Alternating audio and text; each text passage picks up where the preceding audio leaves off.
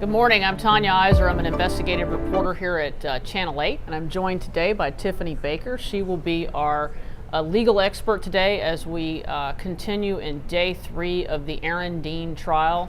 In a few minutes, we're gonna play a story about yesterday's testimony. But before we get to that, what I'd like to do is kind of walk us up through, even before yesterday's testimony.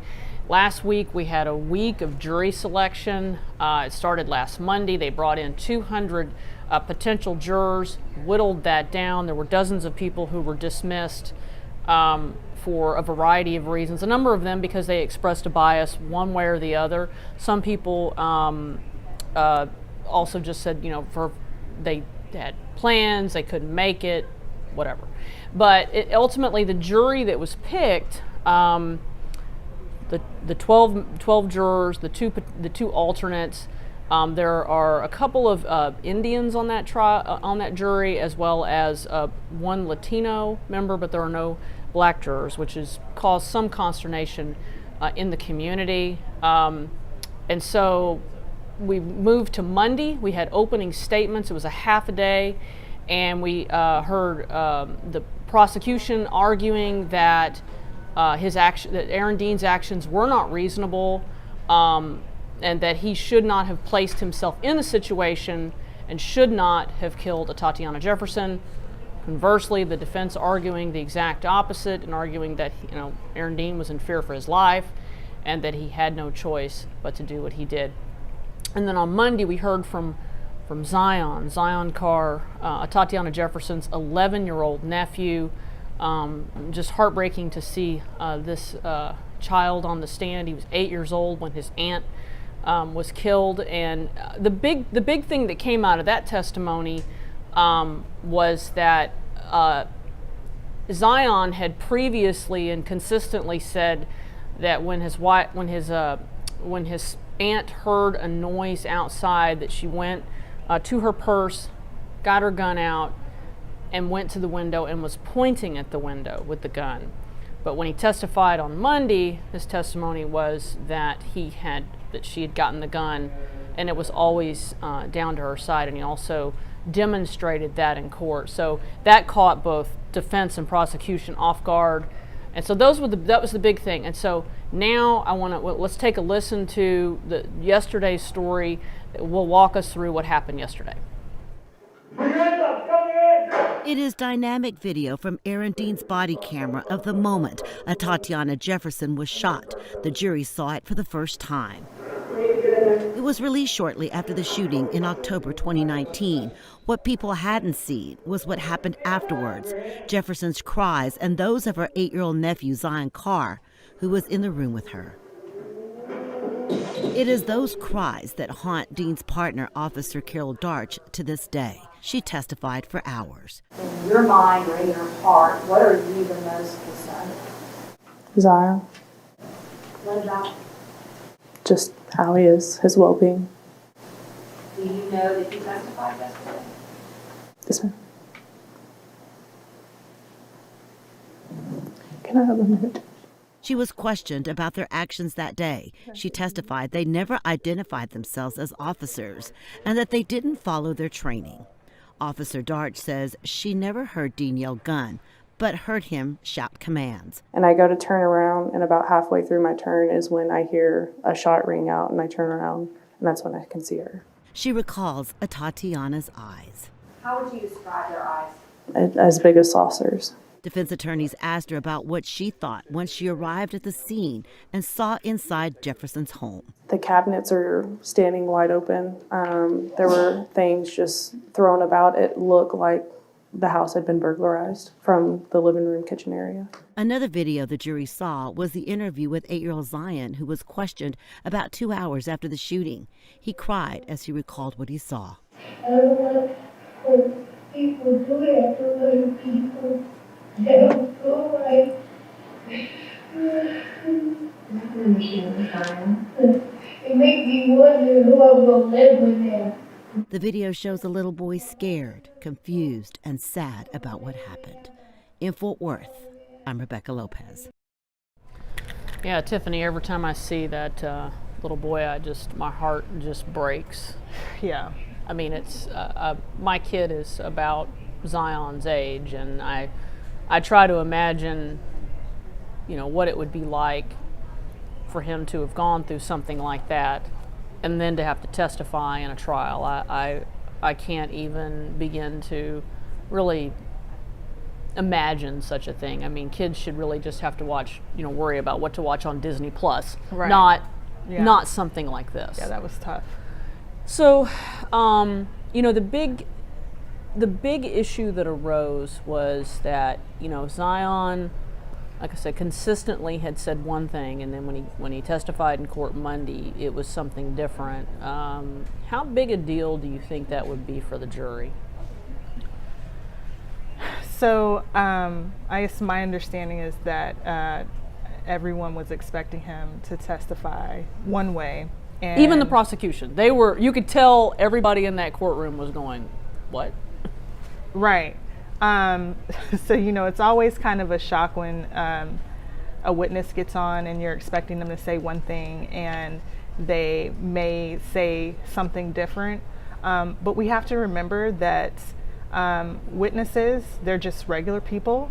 And when you're asking them to remember something, and when time goes on, none of us really know what a witness is going to say when they get on the stand. And memory. So that's happened to you? Yes, it has. But you kind of just have to roll with the punches, whether you're the prosecutor or you're the defense. You try not to let it affect you too much. You have to kind of stick to whatever your game plan is, whether you're the prosecutor or you're the defense attorney. But literally none of us really know what a witness is going to say. We have expectations of what they're going to say, but you never really know. But you're also talking about an event that happened over 3 years ago. And so over time... And he's a child. And he was emotional at the time that he was giving a statement to someone about what was going on. It was probably a lot for him to remember and to tell someone. But also, over time, people can remember little details that they may not have remembered at the time. It's just a lot of different reasons why when a witness gets on a stand, they may or may not say something that is consistent with something that they've said before. Well, and I think there's been plenty of studies and cases over the years that show that eyewitness testimony is problematic, to say the least. Right. And we'd like to think that our memories are perfect, but they're not. There was some question as to whether or not Zion might have been coached. On Monday, there was a lady who was in court who was ejected from the courtroom for giving some sort of hand signals. Was it actually hand signals about testimony, or was it just saying, hey, calm down? We don't exactly know what her connection was, but the judge saw it and had her removed from the court. So, but this kid was devastated, and at one point they had to break so he could compose himself. Yeah. I don't know. My heart goes out to the kid. And it's to his family, and no matter where you stand on the divide of this case, you can't. Your heart has to go out to this kid.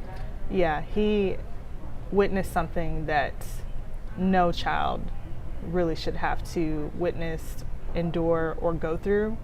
And now they're asking him, to do probably one of the toughest things that he'll have to do thus far in his life, is go in and talk about it again. Yeah. And so this is probably really, really tough for him to do, especially considering how old he is. It is, and but yeah, and so and you could just tell. I think it was when you saw him. A lot of our, and I'm calling our folks out there who are watching on YouTube, our YouTube jurors. They were, when we watched the interrogation video, they were upset because Zion, they're in a small room there. He doesn't have shoes and socks on. Yeah. And I think it was tough to see that kind of thing. Yeah.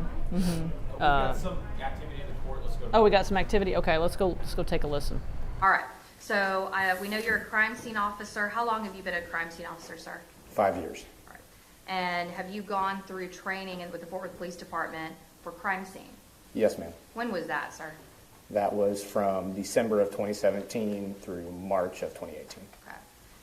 And so in the 5 years, have you been in crime scene the whole time? Yes, ma'am. All right. And so how long have you been a Fort Worth police officer? Close to 8 years. So tell me about that. There is a particular type of technology with the Leica scanner. I'm going to call it a Leica scanner. Is that the right verbiage? Yes, ma'am. What would you call it? A Leica scanner. All right. So tell the judge what a Leica scanner is. So a Leica scanner is a 3D imaging device that utilizes a laser and a panoramic camera to create a 3D model of the crime scene. How is a Leica scanner done at a crime scene? So in this particular case, we used the Leica PS40, and at each station where we would elect to collect a scan, we would set up the device, let it run. The device spins in a circle, shooting a laser out over 1 million times a second, and collects individual points in space. Those points come together to form a point cloud, which is essentially a bunch of dots in space that create a 3D world. Once the scan is complete, we remove the scanner from the tripod, place our panoramic camera on top, and take a panoramic image from the exact same spot that the scanner took its scan. We can then overlay that image onto the scan world to give us the 3D walkthrough of the scene. And when you're taking these scans at the scene, you're there at the scene, correct? Yes, ma'am. So you were able to testify also that the Leica scanner and what you see from those images does appear to be what you saw out there at the scene. Yes, ma'am. Things are where they are on the scanner, just as you remember it at the scene. Yes, ma'am. Now, are you going to be testifying about any measurements regarding the Leica scanner? No, ma'am. Okay. And are you going to be testifying about any measurements at all? No, ma'am. All right. And have you been trained in how to operate the Leica scanner? Yes, ma'am. Tell us about that. So after the initial crime scene training period, I had an additional 2 weeks specific to the Leica scanner put on by another crime scene officer. And then throughout the following year, as you are on probation in the crime scene unit, you are continuously evaluated on all of your work, and in my case, the scanner was included. And have you testified before the area of crime scene? Yes, ma'am. Have you testified with a Leica scanner before? No, ma'am. Has the Leica scanner and that technology been utilized in district courts before? Yes, ma'am. All right.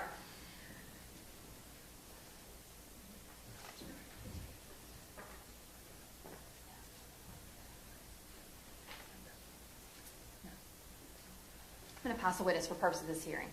Cross-examination. Thank you, Your Honor. Officer, is it Van Gorkum? I've got that right? Van Gorkum, sir. Van Gorkum, my apologies. Yes, sir. Brissette's kind of hard to say sometimes, too. You were trained by a fellow crime scene officer on the Leica. Is that my understanding what you just said? Yes, sir. What's the error rate on the point cloud when it starts doing the 1 million points per second? At 50 meters, it's accurate to within 3 millimeters. How do you calibrate it each time? Because it's, if I understand the system, there's a tripod that you have to set in order. You have to level it. Yes, sir. How do you go about leveling it? So there are leveling bubbles for a general to get you close, and then the device itself has a level built into it that you actually calibrate on the device each time you put it in a new location. So let's break that down then. The tripod has what I would call an analog bubble level. Yes, sir. 3 of them, it sounds like? Just one. Just one.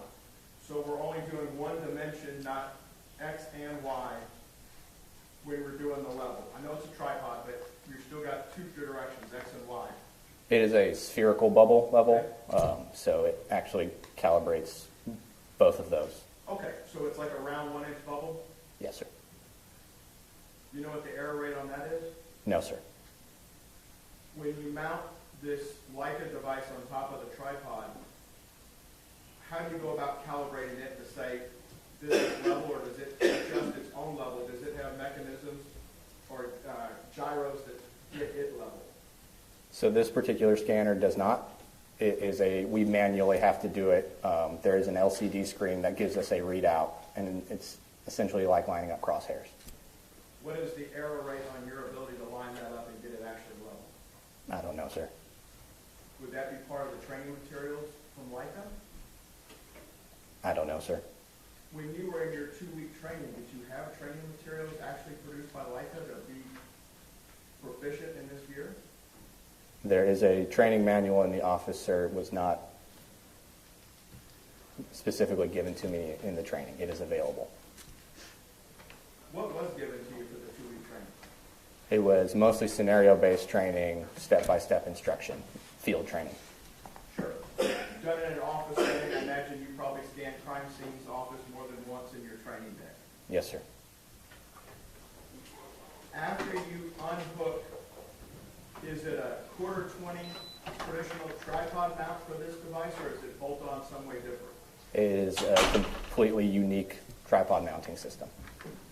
When you mount the camera on it, tell us who makes the camera.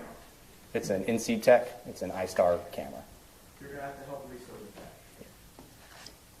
How do you spell it? So NC Tech, T-E-C-H, and then iStar, like lowercase I, S-T-A-R. And what kind of output does the iStar make? It's a panoramic image. Okay, what format does it come out in? I'm not sure, sir. If you're not sure the format it comes out in, how do you validate that it's accurately been recorded? I view the image, sir, and if it is what I saw on scene. Is there a hash value that is provided with the file as it comes off the system? I'm not sure, sir. Do you know what a hash value is for digital photographs or digital evidence? No, sir. You've been in crime scene for 8 years, and you deal with digital evidence on a regular basis? 5 years, sir, but yes. Have you had, it was 5 years at the time, so 3 years at the time, or 2 years at the time? 2 years at the time. And when were you trained on the Leica before this event in October of 2019? March of 2018. If I were to, there are different ways to ensure that data, electronic data, if we have it in one file is moved over to another folder, there's algorithms to check if the whole file comes over, much like an evidence.com body-worn camera transfer where it gives you the hash value. It's a series of numbers and letters that says this is what it was when it came off the camera. If it matches over here on the Fort Worth PD server, you have exactly all the bits. Do you see any type of hash values for the stuff you did in this case? I never saw it, sir. Once you upload it to the server, when you get back to the office, who handles the point cloud from there? I did, sir. So how do you validate everything you got off of, I guess it's a SD card? It is. It was transferred directly from the memory on board the scanner, sir.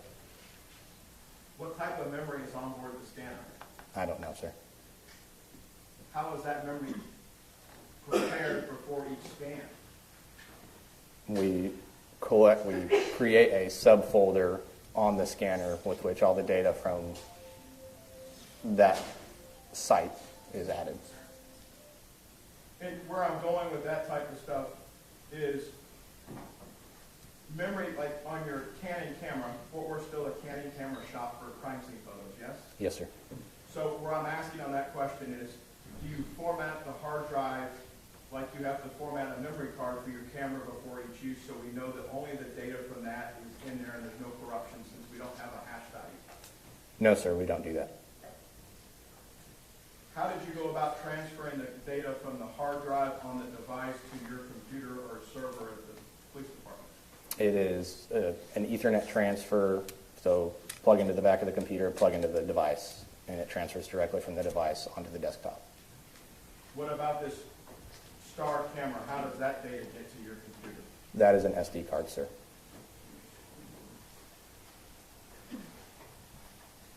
And I think I asked this, but we don't know if there's a hash value for those either. Correct, sir. And we don't know if it comes in JPEG, PNG, or RAW, correct? Correct, sir. Hang on, what's that noise? Oh, okay. Well, that's fine. Is that noise, never mind, okay. Go ahead, Mr. Persett. Thank you, Your Honor. Once this data is stored on the crime scene secure server, are there any validation or verification methods inside the City of Fort Worth Police Department to ensure that the files there and it's not compressed by Fort Worth IT Solutions? I don't know that, sir. Do you know what the security measures are around the file when it's stored on your servers? I know only specific people have access to the server where the file is stored. Are there audit trails for the software that you have to use to process this so we could see a complete audit trail as to who's worked and what work has been done on this point cloud or file from the software? I believe so, but I don't know for sure. And because we don't know for sure, audit trails, because you're doing forensic expert work at this point, those are traditionally turned over in discovery. Did you prepare any audit trails for the software you used to process this exhibit? No, sir, I did not. What software, make, model, and version did you use to process this exhibit? I used a software called Leica, or I'm sorry, Cyclone. I do not know the model, sir. So we don't, it's Cyclone, is it just called Cyclone? Yes, sir. We don't know what version or rev number of the software it is? Correct, sir. And what kind of file does it output? I don't know the file type, sir. It is a unique file type. Well, you're going to offer an exhibit, I would assume, in front of the jury, correct? Yes, sir. And does that have this unique file type that you don't know on it? Yes, sir. How does that unique file type that you don't know on the DVD play?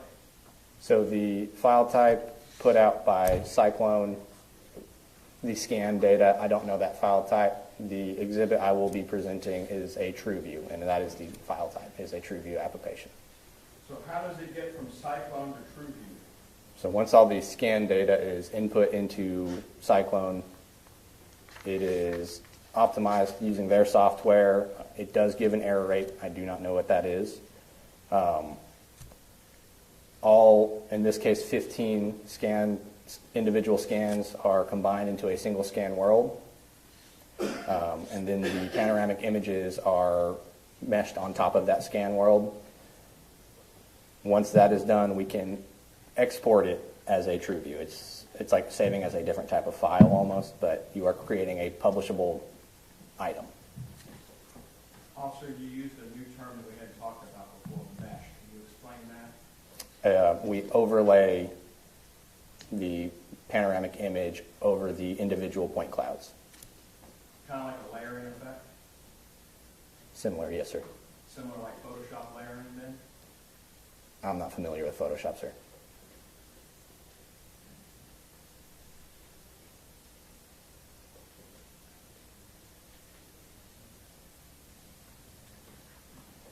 In the trainer aspect that you talked about with the prosecutor, do you know if the trainer that trained you was certified by Leica to operate this equipment? I don't know, sir. Have you ever taken any proficiency tests with Leica to operate their equipment? No, sir. They offer a certification program, do they not? I don't know, sir. Cyclone software, have you received any specialized training from the manufacturer of Cyclone software to use their software? No, sir. I assume then you haven't taken any proficiency tests in Cyclone software. That is correct. And is it Cyclone software that optimizes with an error rate that we don't know about? Correct, sir. And that outputs a TrueView file. Is TrueView a software program or is it a file type only? Both, sir. Have you had any training in TrueView? Yes, sir. Is that trainer training as well? Yes, sir. No specialized crime scene classes around the country or anything like that? Correct, sir. No in-service at Fort Worth? Correct, sir. Thank you, Your Honor. Pass the witness. Free direct. No, I do not have anything further for him. Any objection? Yes. Go. The state has not met the prongs of Talbert for forensic science evidence at this point. We have rejected admission of any exhibit that they can offer human assistance. That objection's overruled, and we have a running objection.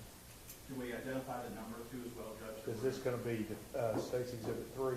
It's going to be State's Exhibit 3, yes, Your Honor. Okay, your objection to State's Exhibit 3 is overruled, and you may have a running objection to State's Exhibit 3. Thank you, Your Honor. Both sides ready for the jury? State's ready. Let's go.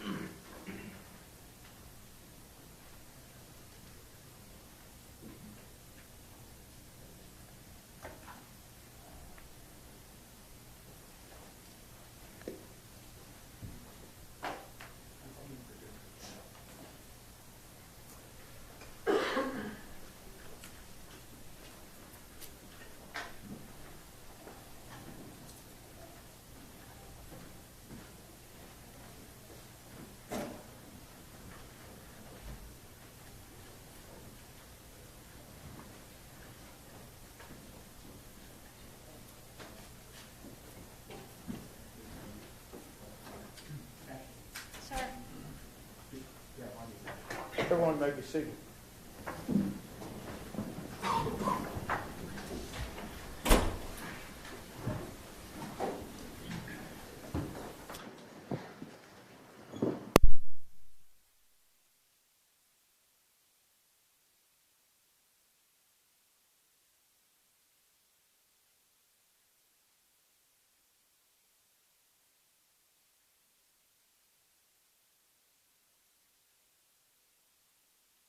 Ladies and gentlemen, this witness has been previously sworn to testify truthfully. Ms. Diener, The state calls James Van Gorkum. you may proceed. Thank you. Good morning. Good morning. How are you? I'm doing well. How are you? Good, thank you. Turn to the jury. Introduce yourself, please. Good morning. My name is James Van Gorkum. I'm a police officer at the Fort Worth Police Department, currently assigned to the Crime Scene Search Unit. How long have you been a police officer with Fort Worth? 8 years. What'd you do before you were with Fort Worth? I was a student and I worked at Target. Okay, all right. And so your time with Fort Worth for the last 8 years, tell me about what particular divisions you've been assigned to. I was assigned to the Patrol Division in Central Division and then Crime Scene. And what made you want to go from patrol to crime scene? I was always interested in that kind of work. I feel like I'm more technically inclined, and the level of detail, things like that, appealed to me. Do you like it? Yes, ma'am. Okay. And so how long did you say you'd been in the crime scene unit at this point? At this point or right now? At this point in the present? 5 years. Okay. And so back in October of 2019, how long had you been in crime scene? Just under 2 years. All right. And so tell us about the additional training that you have to go through in order to be in the crime scene unit. So once you are accepted into the Crime Scene Unit, you go through a 4-month field training program with several different crime scene officers. It ranges from scenario-based or lab-based training all the way to just observational training. You work the call while your trainer observes, and if they see things that need to be addressed, they address them.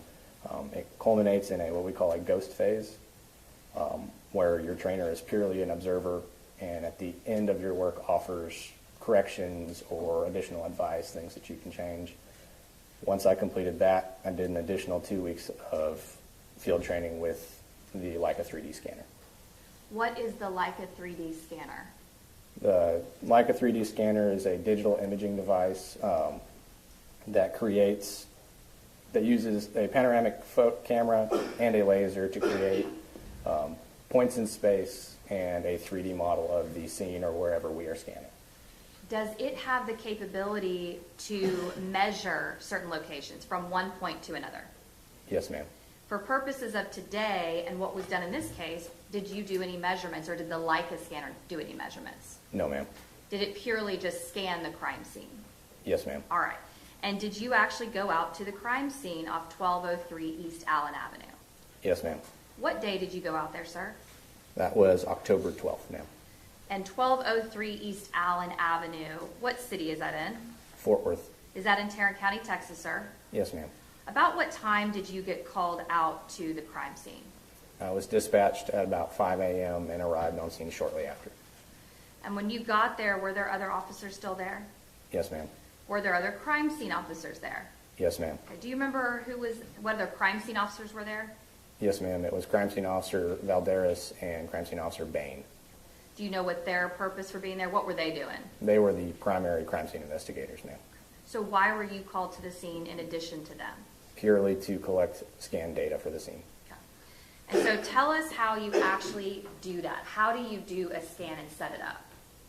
So the Leica scanner utilizes a laser that shoots over 1 million times a second and creates individual points in space. Those points come together to form a cloud, which the cloud itself forms a 3D model of the scene. The way we accomplish that is at various locations within the scene, we will set up a tripod with the scanner on top. Once the scanner is running, it spins in a circle, shooting that laser out millions of times and creates the 3D model space. Once that is collected, the scanner is removed from the tripod and our panoramic camera is placed on top without moving the tripod or anything, and a panoramic image is collected from the exact same location. And so does it allow for it to be basically kind of bring the jury into the crime scene as much as we can? Yes, ma'am. And has the Leica scanner and this technology been used before in other district courts? Yes, ma'am. And have you testified before as a crime scene officer? Yes, ma'am. Few or many occasions, sir? A fair amount, ma'am. Okay, all right. May I approach the witness, Your Honor? Yes, ma'am.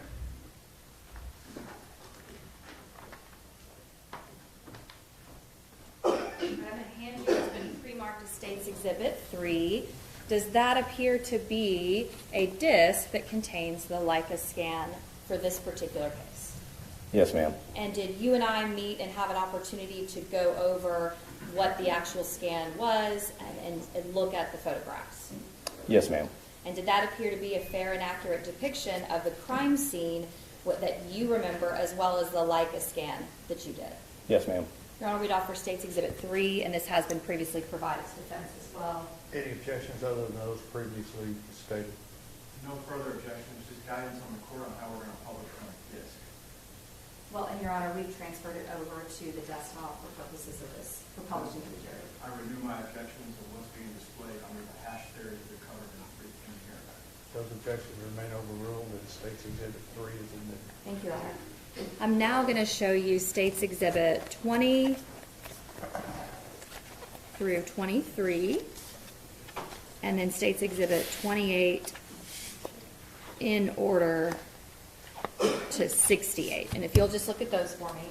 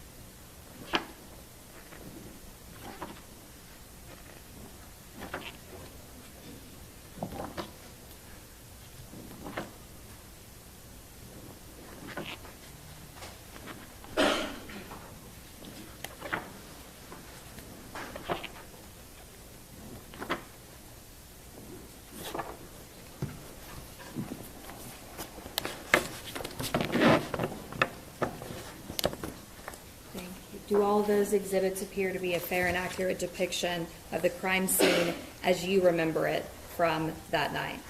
Yes, ma'am. And Your Honor, for purpose of the record, it's 20, 21, 23, and then 28 through 68 all in order. And we're going to offer all of those exhibits, and these have also all been provided to defense. Your Honor, I understand they've given us discovery, but I haven't seen them marked. Can I look at them? Absolutely.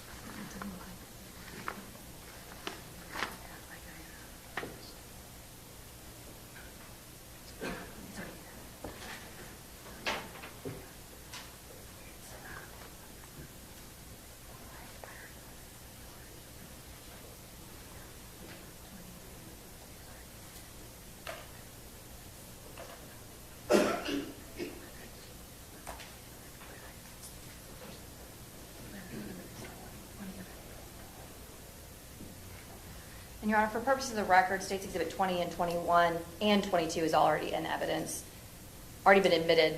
I have 22 admitted, but I don't have 21 or 23. Oh, okay. 20. So just 22, that's what the gap is between 20, 21, and 23. Correct. Okay.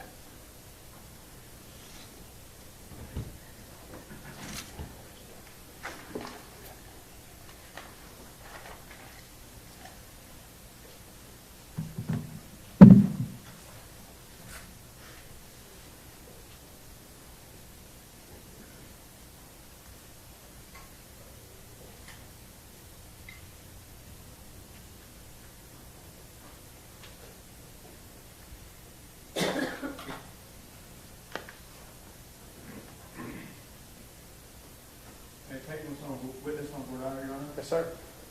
And approach. Yes.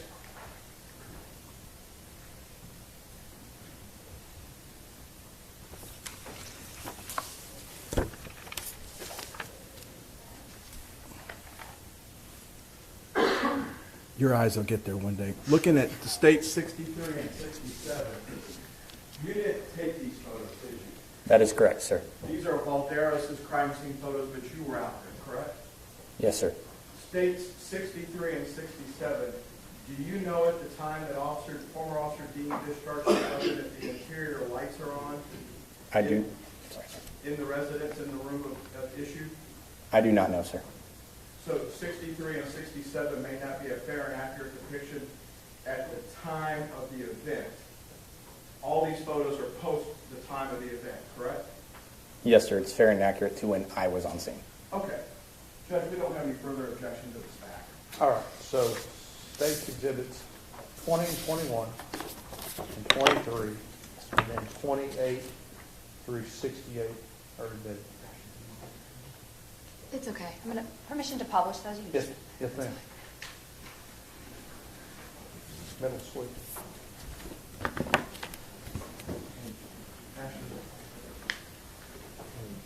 No, it's just guidance. I don't know how you have that stuff. And there's images. There's images of the victim going up. They never know. So we need that noise.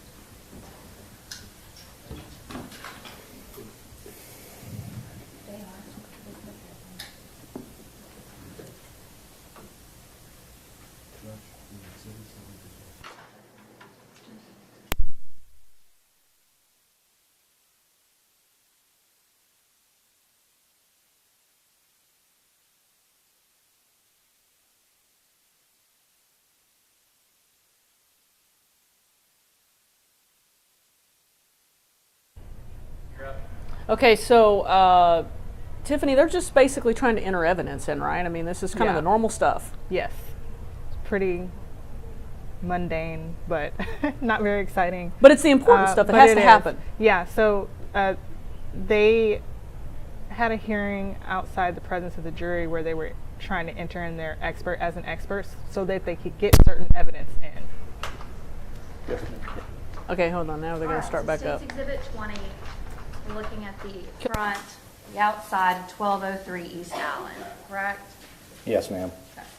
And we can see in State's Exhibit 20, there appears to be, and I'm just going to use the laser for purpose of the record, crime scene tape around the ferry front, and then we also see there appears to be a white car, is that right, in the driveway? Yes, ma'am. Okay. And now State's Exhibit 21, what is this? This is looking down the western edge of the home. So if you were walking up to this house, coming from that red building, walking across, you look to the left, if you're looking at the house, you're going to see that there's a fence in the backyard, is that right? At least to the side. Yes, ma'am. Okay. And State's Exhibit 22, what is this? A photograph looking at the eastern side of the house. And now coming into view, there appears to be a darker vehicle that's also parked in that driveway, is that right? Yes, ma'am. And for purposes of the record, in State's Exhibit 22, the white car and then the darker colored car that's parked in the driveway, are they actually facing each other, which would be nose to nose? There's space between, but they're facing each other. Is that right? Yes, ma'am. Okay. And now what are we looking at State's Exhibit 23?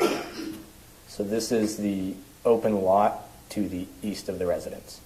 Is it quite a bit of space to the right or the east of 1203 East Allen?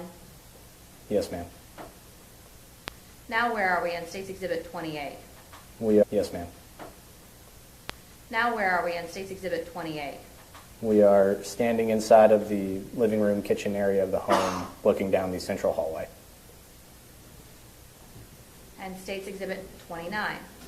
We've moved further north down the hallway to the bedrooms located on the northern end of the house. So when you were doing the Leica scans, are you going into these various rooms to take the scans? Yes, ma'am. State's Exhibit 30, what is that? We have panned the camera to the right to show another room that there's a bathroom located next to the bedrooms. And State's Exhibit 31, where are we? This is the bedroom at the northeast corner of the home. And State's Exhibit 32. We are along the northern wall of that bedroom, standing over the deceased. Why is it important to take photographs, and in your case, take the Leica scan of the positioning of the body of the deceased? Our primary duty is the documentation of the scene as we see it, so photographs are a major component of that, and the scan is becoming imperative too. Sometimes positionings of bodies and things can indicate certain things. I'm not sure in this case if it was. And are you given a pretty small amount of information when you go out to a scene? Yes, ma'am. And so you're just taking photographs of everything you possibly can. From a crime scene perspective, when photographs are taken, they're just trying to take as many photographs as they can, not knowing yet what may be important later. Correct. Okay. All right, State's Exhibit 33 is just a different view of some items that were by Tatiana's body. Yes, ma'am. And 34, tell us what that yellow thing is right there that says number 2 on it. That is a number placard. It is an evidence marker. And now State's Exhibit 35, what is that? The deceased's face. State's Exhibit 36, what is that? The deceased's right shoulder and chest. State's Exhibit 37, what is that? The deceased's left side. And State's Exhibit 38. Now we see the left side as well as some additional numbers, those placards 3 and 4. What is the purpose of those 3 and 4? There are additional evidence markers. And State's Exhibit 39, is that her left hand? Yes, ma'am. State's Exhibit 40, what is that? It is another shot of her left hand. And State's Exhibit 41, is that now a photograph of her right hand, or right arm rather? Yes, ma'am. Okay. 42, right hand, Yes, ma'am. and 43 on the top of her right hand, correct? Yes, ma'am. 44, what are we looking at? We are standing in the living room looking at the front doors to the residence. And State's Exhibit 45, what is that? It is a photograph of a firearm on top of a box. Oh, I'm sorry. It is a photograph of a firearm sitting on top of a box by the front door. State's Exhibit 46. It is a close-up photograph of that same firearm. 47. Another angle of that firearm. I'm going to go back just for a second. So 45, and then we zoom in a little bit closer, 46 and 47. Why is it important to take photographs of the various different parts of the gun? We tried to document the state of the firearm when it was recovered. Was it loaded? Was it even capable of firing to the extent of our knowledge? That's the primary reason. And also for documentation so we can identify it later. Okay. Are there unique identifiers on guns that can help us identify them later? Yes, ma'am. What is that? A serial number. And State's Exhibit 48, what's that? That is a close-up photograph of an attachment at the front end of the firearm. And 49, is that just the other side of the firearm? Yes, ma'am. Okay. And now on State's Exhibit 48, I can see that there appears to be an unfired cartridge right here. Was that found with the gun, to your knowledge? I don't know, ma'am. Okay. But photographs were taken of it that were at least close to or looks like right on the gun. Correct. Okay. State's Exhibit 50, what are we looking at? This is the front or south-facing door. 51, what is that? The door frame of that same door. Why is it important for crime scene officers to document the condition of doors and door frames for offenses? It allows us to document whether there were obvious signs of forced entry. Was there any obvious signs of forced entry? No, ma'am. State's Exhibit 52, now we can kind of see that white car a little bit more. Tell me what we're looking at here. So this is the carport on the eastern side of the residence. We're looking towards the detached garage in the backyard. This object that we see here, State's Exhibit 52, I'm going to circle kind of to the middle bottom. What is that? It looks like lawn equipment, weed eater. And does the lawn equipment or the weed eater, does it also have a cord that appears to be coming from it? Yes, ma'am. Okay. And now, looking here on State's Exhibit 53, where are we? We are standing on the carport sill looking at the second door, which would be on the eastern side of the residence. 54. Inside of the living room looking at that same door.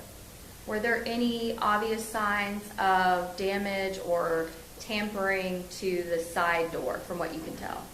No, ma'am. Okay. 55.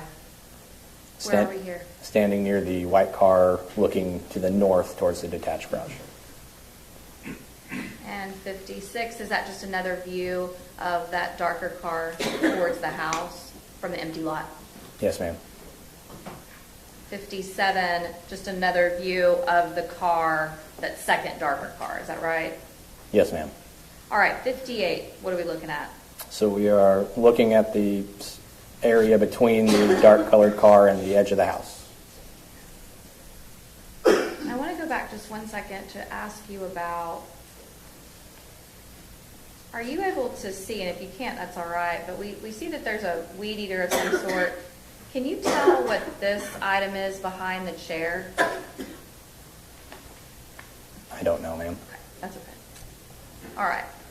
So keeping on the right side of the house, now we go into State's Exhibit 59. What are we looking at here?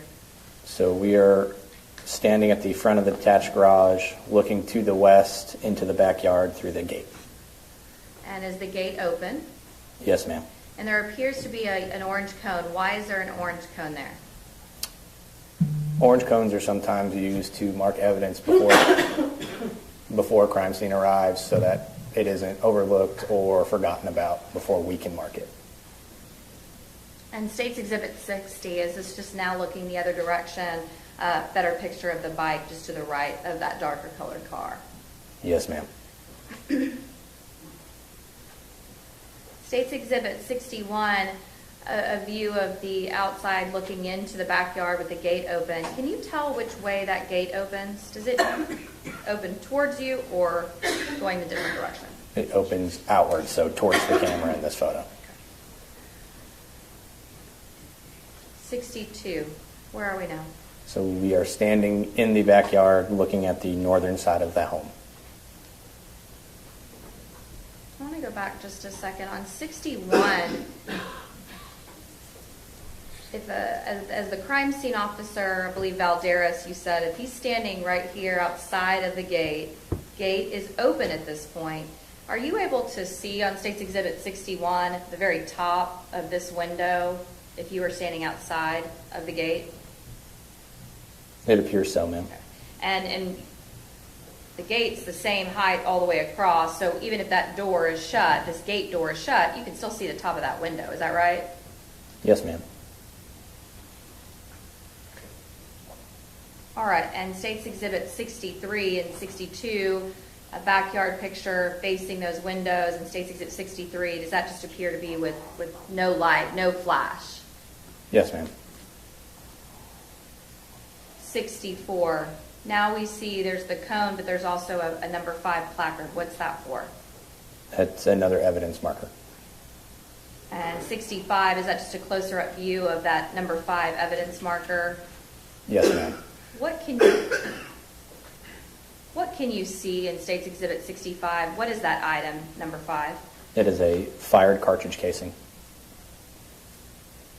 State's Exhibit 66, is this just a closer up view of that window? Yes, ma'am.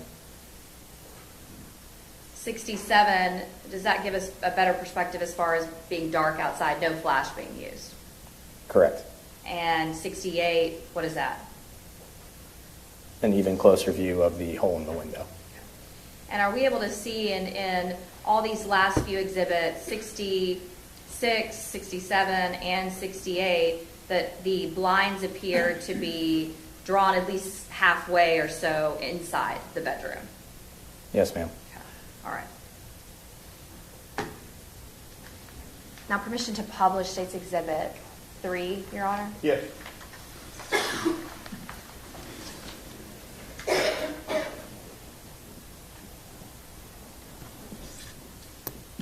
Okay, in the State's Exhibit 3, now this Leica scan of the house. You have a stylus up there just like I do on the screen.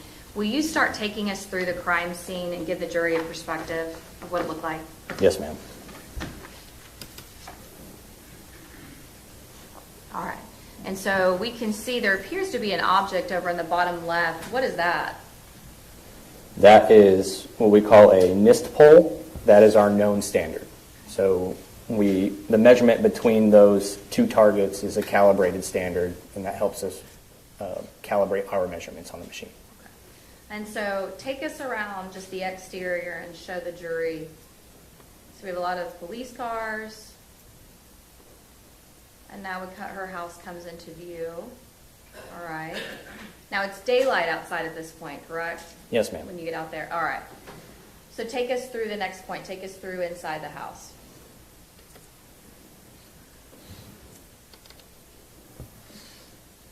And now we go inside. We're looking inside the living room. Is that right?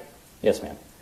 And take us over to the left a little bit. All right, we come into view. We can see there's, looks like a TV of some sort, kitchen. Okay. And we can see these little red dots that are in the background. What are those for? Red circles. So each of those red circles represents the location where an individual scan was collected. All right. Take us to the next area, if you will, or the next, yeah. Okay.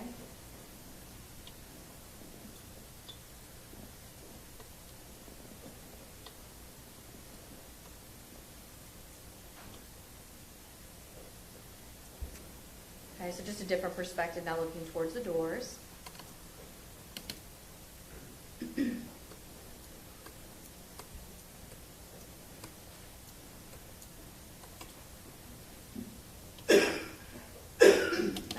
Taking us down the hallway here in just a second. And let me ask you, yeah, I'll let you, there you go. Going down the hallway of the house, does there appear to be some additional doors or rooms to our left a bit? Yes, ma'am. Okay. All right, continue taking us down the hallway. And now looking into Atatiana's bedroom. Let's go into her bedroom.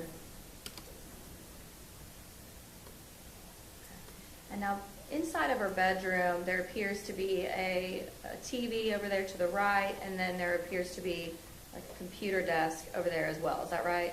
Yes, ma'am. And then there's 2 gray dots out on the window. What is that? So those are called geotags. Those are inputs that we were able to put into the TrueView that are photographs from the crime scene. All right. And then take us to those 2 that are on her body.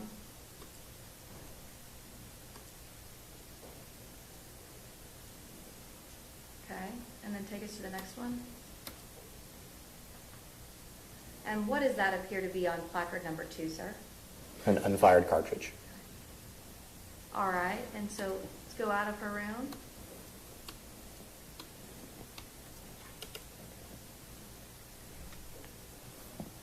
And go back into the living room.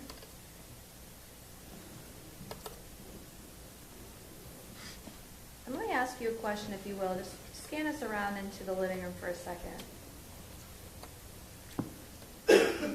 Now, does that appear to be somewhat of a messy house? Fair to say? Yes, ma'am. All right. Have you seen, in your time at the crime scene and as a patrol officer as well, so 8 years, have you been into houses that have been messy or dirty before? Yes, ma'am. Few or many occasions? Many times. All right. Have you been into houses that have been ransacked before? Yes, ma'am. Okay. Have you, in your experiences, seen a difference between a messy house and a ransacked house? That's hard to answer, ma'am. Okay. Tell me why it's hard to answer.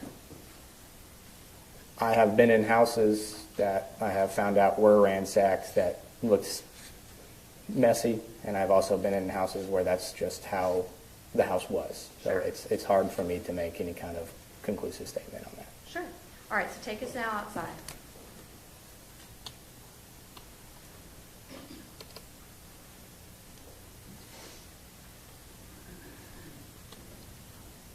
And if you will, real quick, let's go back to the right just a little bit. So you can see now it gives the jury a little bit more perspective. There's this big open lots, and then keep going over to the right just a little bit, and we can see, keep going just a little bit, we can start to see these houses. There's a couple different houses that are across the street. Is that right? Yes, ma'am. Okay. All right, so take us back, going back to the driveway. Okay, and let's go down the driveway into the backyard.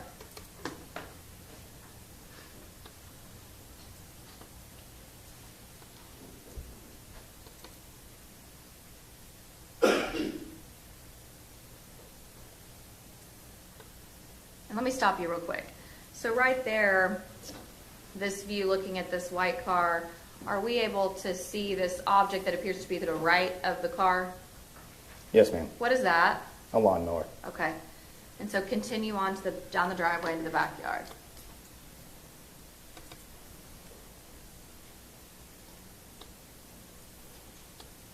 Okay, and turn over a little bit to the left there. Okay.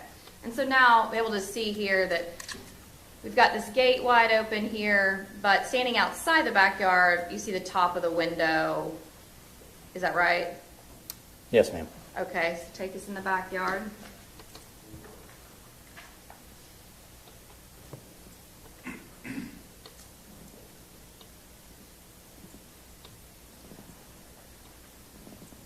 Okay.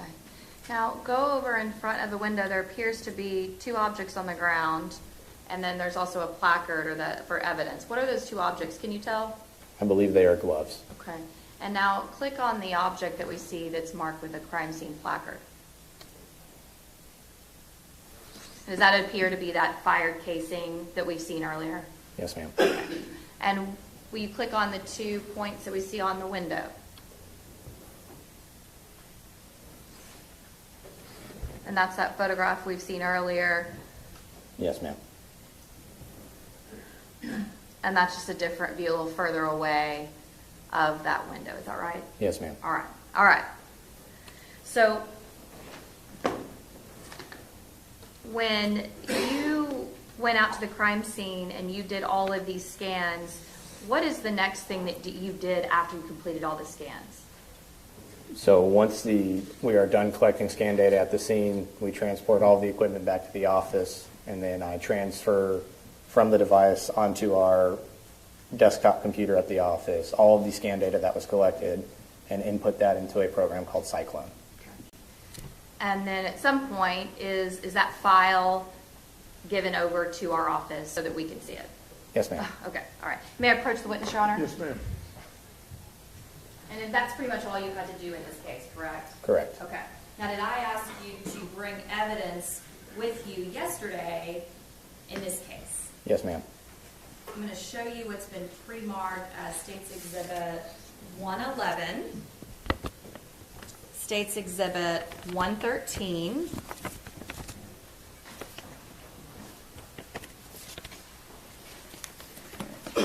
States Exhibit 96, States Exhibit 106. So let's start with 113 and 111.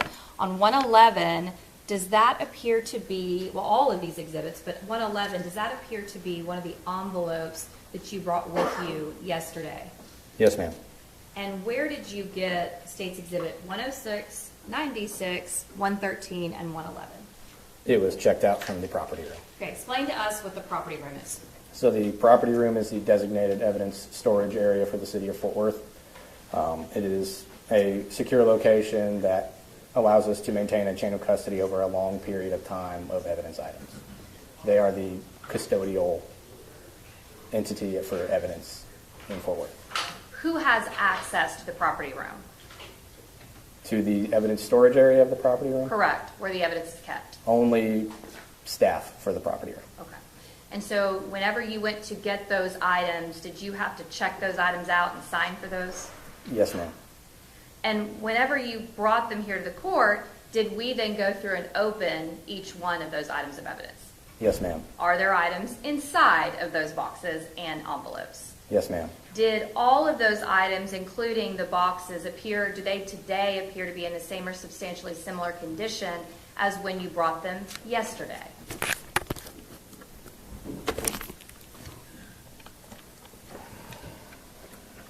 Yes, ma'am. And did I actually ask you to open those and cut the evidence tape so that we could access each one of these boxes and envelopes? Yes, ma'am. Okay. So before you did that, were they all sealed up with evidence tape and had different markings? Yes, ma'am. Okay. I'm going to ask you, if you will, without showing the jury, just look inside of 106. And do those items all appear to be, which would be 107, 108, 109, and 110, do those all appear to be in the same or substantially similar condition as when you brought them and when we opened them yesterday? Yes, ma'am. Okay. Same question on States Exhibit 96. If you'll open that without showing it to the jury. Those all appear, States Exhibit 97, 98, and the contents inside of 98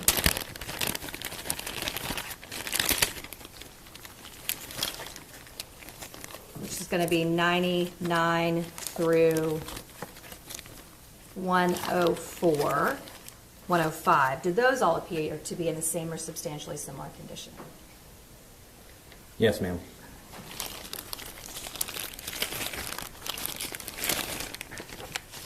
Is there a unique number that is assigned to each and every incident as far as a report number with the Fort Worth Police Department?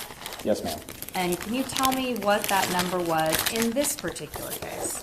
It was 190088768. And is that the same number that is on the outside of States Exhibit 96? Yes, ma'am. Is that the same number that's on the outside of 106? Yes, ma'am. Is that the same number that's on the outside of 111 and 113? Yes, ma'am. Will you look inside of 111 and 113 without showing this to the jury? Do you have gloves I can use? I have one glove. Underneath the desk.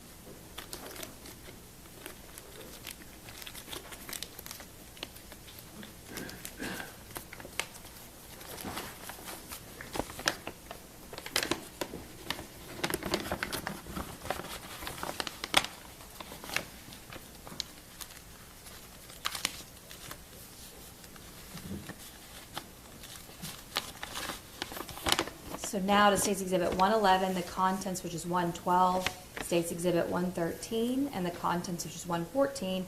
Do those all appear to be in the same or substantially similar condition as when you brought them yesterday? Yes, ma'am.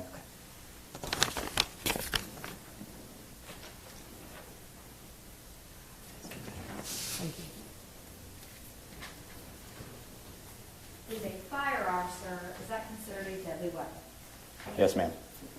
And shooting a bullet through a window, is that considered not clearly dangerous to human life, sir? Yes, ma'am. I'm going to pass the witness, Your Honor. Cross-examination.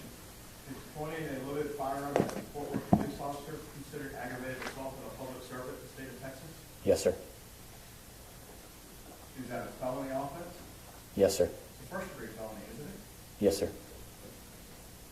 Under your general orders, is deadly force available if you're met with deadly force as a peace officer? Yes, sir. And any means necessary is part of the general orders when it talks about deadly force, correct? I'm not sure of the specific verbiage, sir. Okay.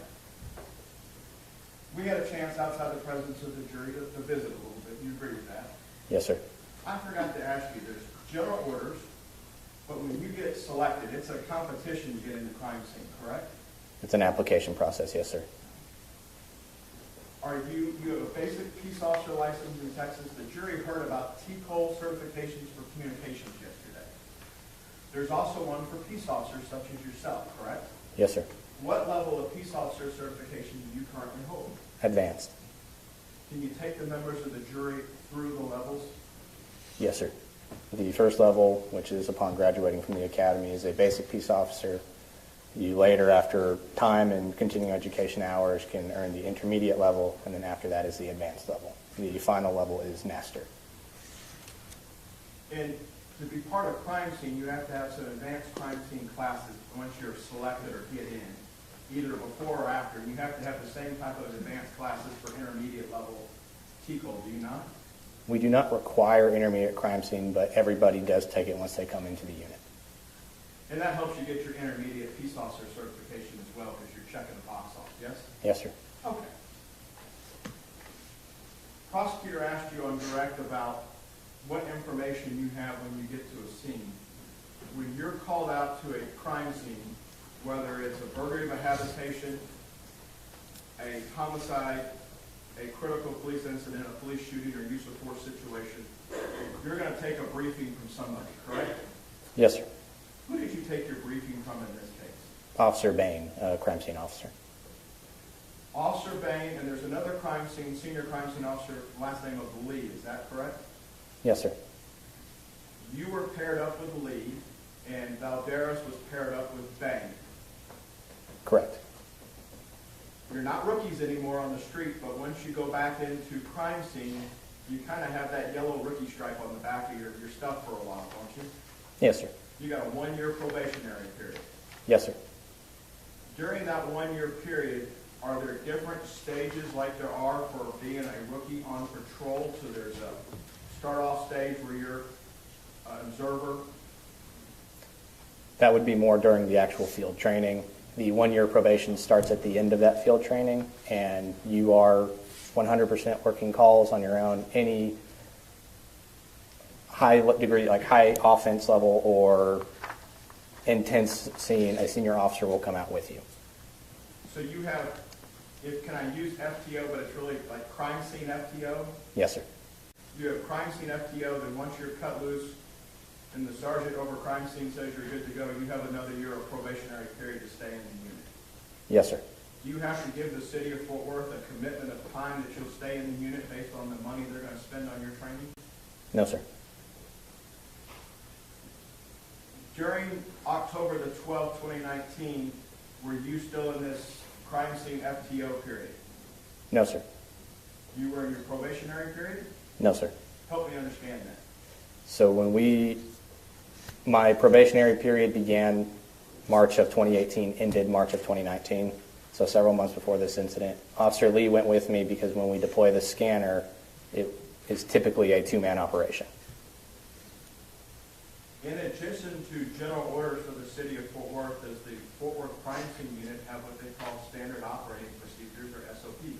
Yes, sir. are they treated in your world just like general orders? Yes, sir. They describe how crime scenes supposed to do certain things. Do you agree with that? Yes, sir. And they use the word shall sometimes, and in this building, shall equals must. Do you agree with that? Yes, sir. Officer Bain, without going into it, gave you a briefing. Was Valderas, to your knowledge, because it's a tight, small unit crime scene, correct? Yes, sir. As big as Fort Worth is, you guys need more resources, right? Yes, sir. Plead of the budget. We need more resources for crime scene. Yes, sir. And in fact, like on this case, your SOPs say, since it's a critical police incident, the crime scene sergeant, if they're not on duty, they're waking them up. Yes, sir. The chief of police has been woken up. There was a lot of rank out there when you got to the scene. Would you agree with that? I don't recall.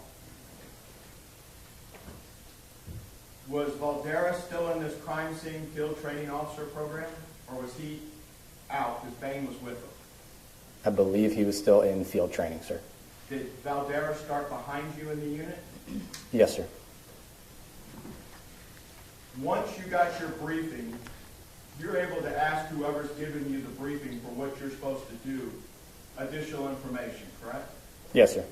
During your period of time, was Lee your training officer when you were in the field, or did you have multiples for a crime scene? Multiple, but Officer Lee was not my training officer at any point. For all the multiple officers you had, you're welcome to ask them questions at any time if you need additional help. Yes, sir. And if they see you doing something wrong, they politely pull you aside and say, hey, what about this?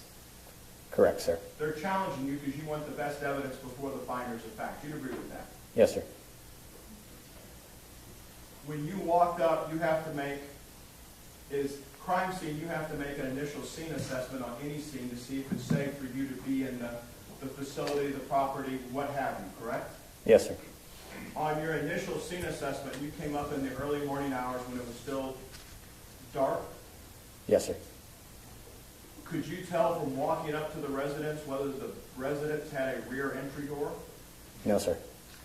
Could you tell if it had a gate that opened up into the back property, if there was an alley from walking up from the addressable or the street side, the front side? No, sir, I could not. So whether or not there's signs of forced entry on the two doors up front, if you're supposed to secure and observe if there's forced entry around the building, somebody still has to go to the back to check on a call for an open structure. Would you agree with that? Yes, sir. Prosecutor asked you if you could see a window when you got to the gate. Do we know what height your camera was at and what its field of view is on the lens? Because it's got a pretty wide angle, does it not? It can, yes, sir. Do you know what the angle was set at to be able to see that window standing outside and what the distance was from the gate when you had that image? So the photograph I did not collect, but for the scan, no, sir, I do not know. So we don't know. Do you know how tall Officer Dean is? No, sir. Do you know how tall his body camera was at the time, where it was mounted on his body? No, sir. You had an occasion to spend a lot of hours inside the scene, because that takes a while to scan, does it not? Yes, sir. Did we have any malfunctions with the scans? Did it behave like it was supposed to? Yes, sir. I noticed from looking at State's Exhibit 3 that you were able to get your tripod back into, there's a dead corner in the kitchen, an L-shaped corner in the kitchen back to the right of the stove if you're looking at the stove. You were able to get your scanner all the way back there, is that correct? Yes, sir. Any issues with anybody taking any photos from that area then? They would be able to get back there. If you could get the tripod back there, they could get back there. Yes, sir. In your field, is there, because you're trained on a bunch of stuff in crime scene, not just working on residential or a structure, you're taught that if it happens, you have to handle it. Yes, sir. You got to figure out a way to process it, whether it's a dumpster or whether it's a structure. Is that correct? Yes, sir. Is there a term of art in crime scene called layering an area or a room? Yes, sir. Can you explain to the members of the jury what it is to layer? There's many ways to do it in a field where you grid it off with string and stakes and you work sections, but for a room, let's focus on layering just for a room. Can you explain that to the members of the jury? So my understanding is when layering a room, You observe it, document it as is, and then you can start becoming more intrusive into different parts of the room, opening cabinets, refrigerators, things like that, looking in, because you've already documented the original state of those objects. Once you've documented original states, you can move objects to see what's underneath them, like couch cushions or full pieces of furniture. Additionally, you can section off certain parts of the room and deal with those at each time to basically compartmentalize the scene, to make it easier to process and easier to understand at a later date. And for the jury's benefit, there, at some point on a homicide, a Tarrant County medical examiner district death investigator has to arrive to take possession of the deceased. Is that correct? If they're still on scene, yes, sir. And at the time of your scans, from what the state published on the big screen here in the courtroom, Ms. Jefferson's body was still in the room. Yes, sir. Were you there when the death investigator arrived? No, sir. Do you know, you mentioned couch cushions. You've seen the crime scene photos from Valderas that the couch, the sectional couch in the living room, looked like it was layered. Somebody had moved the cushions in some of the photos.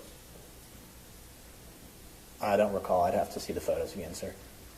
Do you know if any layering, searching of the debris, the items that was in the area, the room where the shooting took place, if anybody went through and processed more than just the area where Miss Jefferson was? I do not know, sir. Does your scanner have the capability of also scanning the ceiling when it's scanning?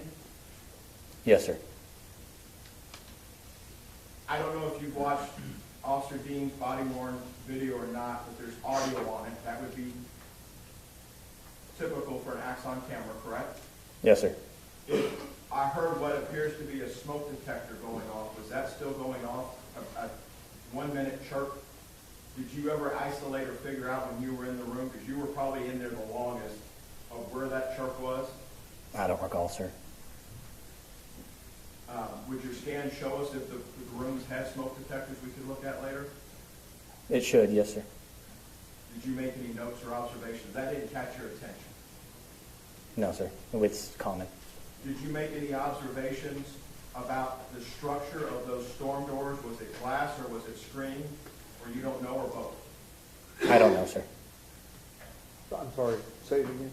I don't know. Okay.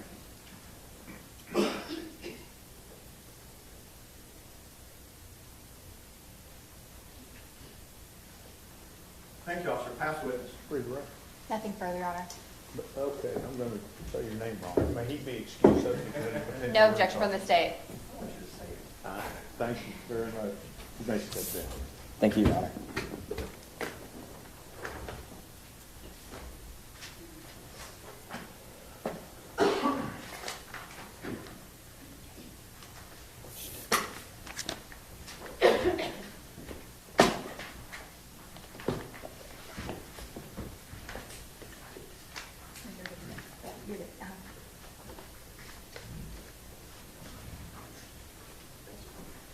Who do you have next? State calls Detective Roloff with Forward Police Department. All right.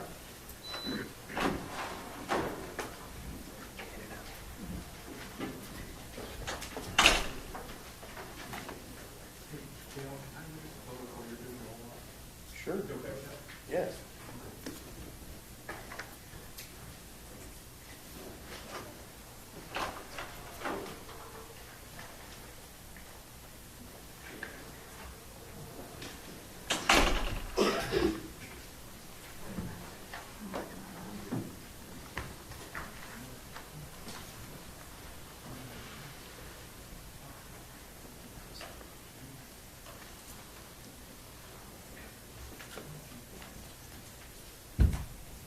Solemnly swear or affirm testimony given this cause to be the truth, whole truth, and nothing but the truth, so help you God. I do. Have a seat right here. Rule of evidence is in effect says you can't be in court unless you testify. Once you have testified, don't discuss your testimony with anybody else except the lawyers, okay? Yes, sir. Mr. Smith. Detective, would you introduce yourself to the jury, please? I'm Detective Doug Roloff with the Fort Worth Police Department. And could you speak up just a little bit? That was operator error on the judge. Oh, okay. Thank you, Judge. Let's try that again. Sound check. Detective Doug Roloff with the Fort Worth Police Department. Detective Roloff, how long have you been with the Fort Worth Police Department? 31 years. And what all jobs have you had in those 31 years? I worked patrol for the first 12 years, zero tolerance part of that. Promoted to detective in 2003. Worked South CIU, which is general assignments, for 5 years. And came to major case for the last 14 years. Are you a certified peace officer? Yes, sir. What's it mean to be a certified peace officer? Go through academy, take a state test to get certified that you follow the state required minimum requirements to become a police officer. And what is your current duty assignment again? Detective. And where are you assigned? Major case. And what is Fort Worth major case? Major case investigates officer-involved shootings, in-custody death, kidnappings, murder for hire, high-dollar fraud, some theft cases, and anything else the chief thinks that we need to investigate. Were you a part of the major case division back in October of 2019? Yes, sir. On October 12, 2019? Yes. And as part of that division, were you assigned to work on a officer-involved shooting involving Officer Aaron Dean? Yes, sir. And did you go out to the scene that night at 1203 East Allen Avenue? Yes, I did. How long were you out there? 10 minutes, maybe. And then where'd you go after that? I went to our office on Calvert Street. The home where the shooting took place over on 1203 East Allen Avenue, is that in Fort Worth, Texas? Yes, sir. Tarrant County? Yes, sir. So why'd you go back to the office after the house? When I arrived on the scene, I spoke with a Detective Rimshes, and we found out that there was an officer-involved shooting, and there was a person inside the house that was deceased, and I knew we needed a search warrant in order to go inside that house. Once you also went back to, where's your office again? 1000 Calvert. 1000 Calvert. After you went back to 1000 Calvert, did you ever have the opportunity to meet someone introduced to you as Officer Aaron Dean? Yes, sir. Do you see that person in the courtroom today? Yes, sir. For the record, the witness of the defendant has stood up. Is the person that stood up the person you recognize as Officer Aaron Dean? Yes, sir. So, for what purpose did you meet the defendant? Well, let me take that back. Did you meet the defendant as part of crime scene collecting his duty weapon that was used on October 12, 2019? Yes. And you were present at that time? Yes. May I approach the witness, Your Honor? Yes, sir.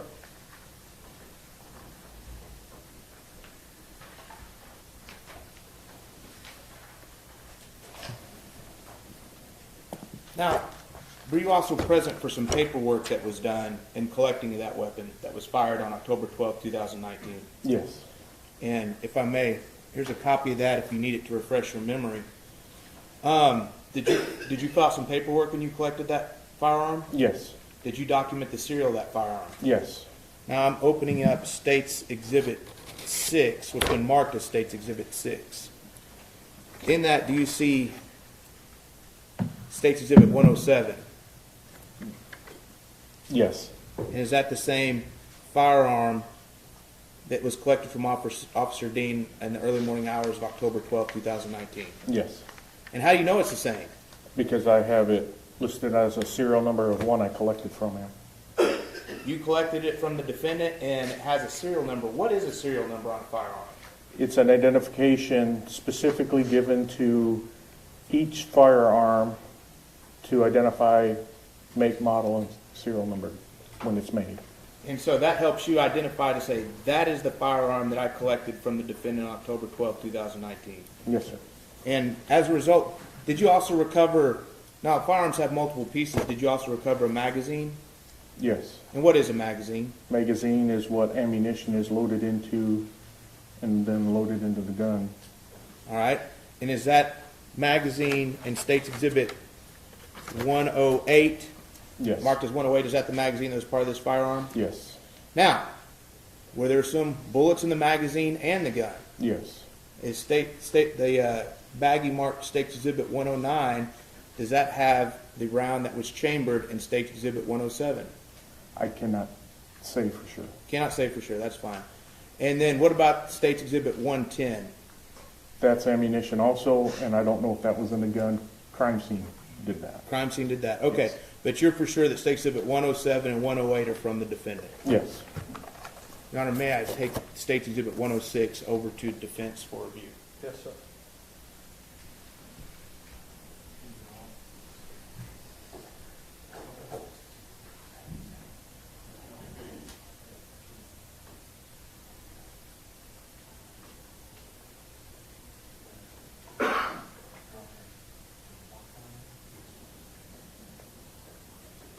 Your Honor, the defense doesn't have objection to the state's submission of State's 106 for the record only, which is the evidence box. 107, 108, 109, and 110. 109 and 110 being baggies. We don't have an objection to those 4 bags and contents for the last 2. And the state is offering 106 for the record and 107 through 110 for all purposes.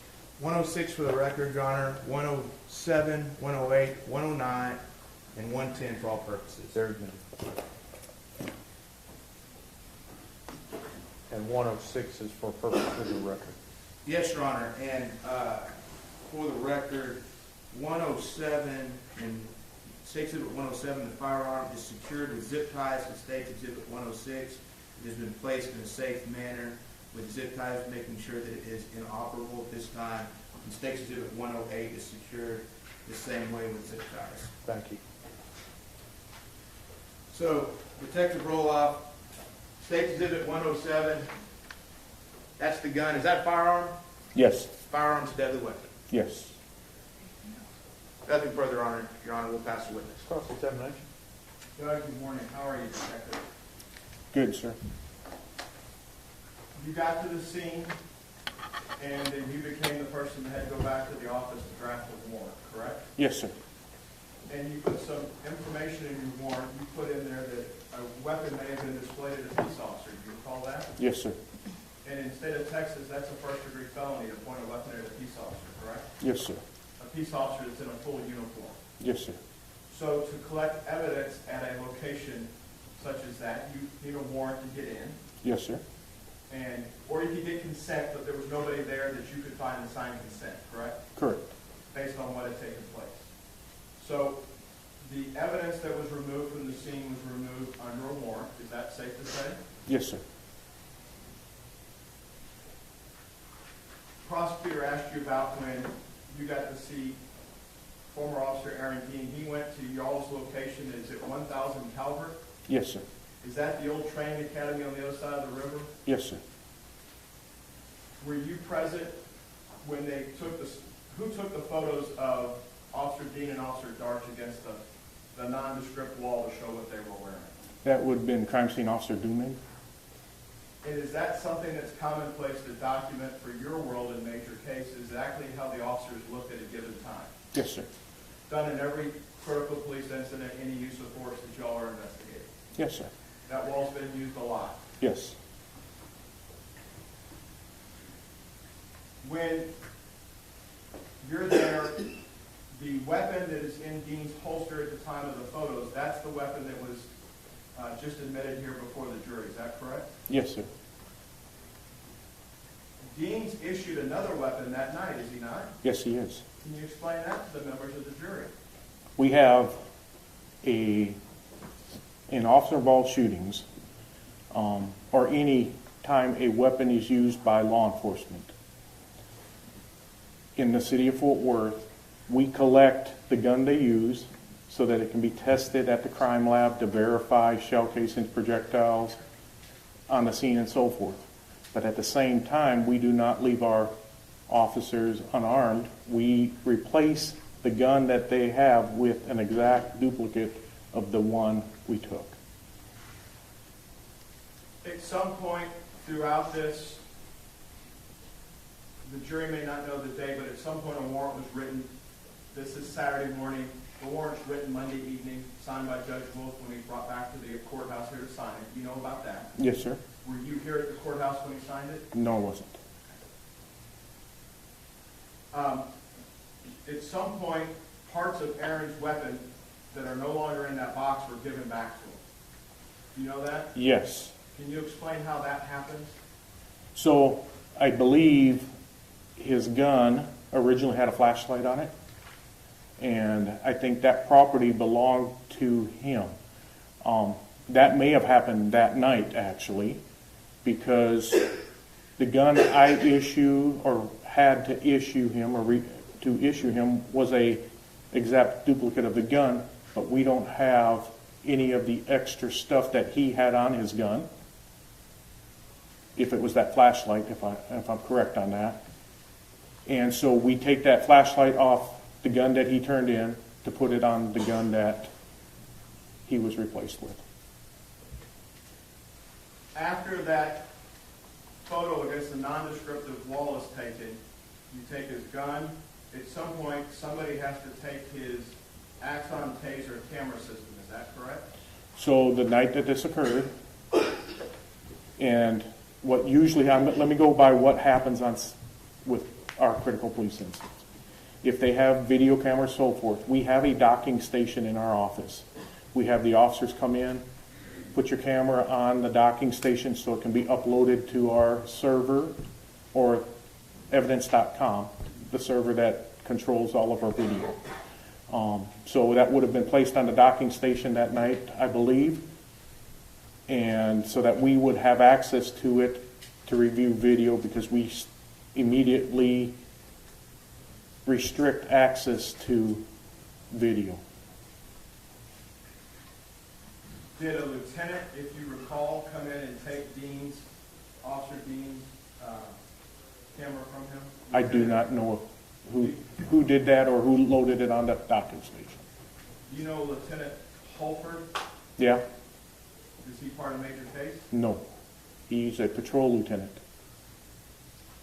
I believe he was actually Officer Dean's lieutenant in the division that he worked, or the district that he worked. Is part of that evidence.com system, there is what I think you and I have come to know through this investigation is a full audit trail. Would you agree with that? Yes, sir. And you and I, Mr. Gill, Mr. Smith, Ms. Diener, have all known each other for several decades. Yes, sir. Back from our time, Bob and I at the DA's office to today, we all work together, and sometimes emails just get exchanged and we copy each other, correct? Yes, sir. Because we're all trying just to get to the bottom of stuff when we're asking questions, correct? Yes, sir. You and I and the state had an exchange of emails where I was asking about the audit trail for former Officer Dean's camera. Do you recall that? Yes, sir. And you were asked to check into where the physical camera was from the time of the offense, where it was if we wanted to do any additional testing. Do you recall those emails? Yes, sir. Were you able to locate the camera here still in the city of Fort Worth? No. Do you know where it went?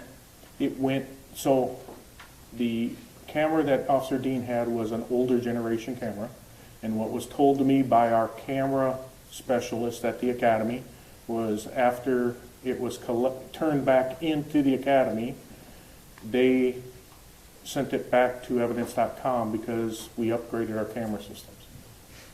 So if Lieutenant Or Holbert, Axon, sorry, Axon.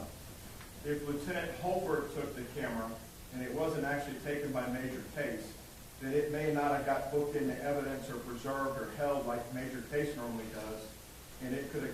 That's how it ended up possibly back at Arizona or Nevada, wherever they keep them for processing. Correct. And you did some due diligence on our behalf, and we thank you that we can't find it even back there. Is that correct? Yes.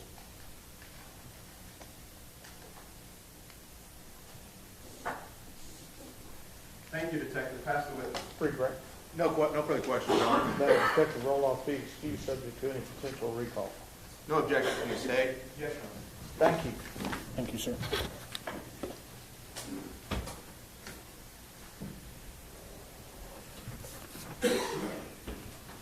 Break time. See you in a little bit.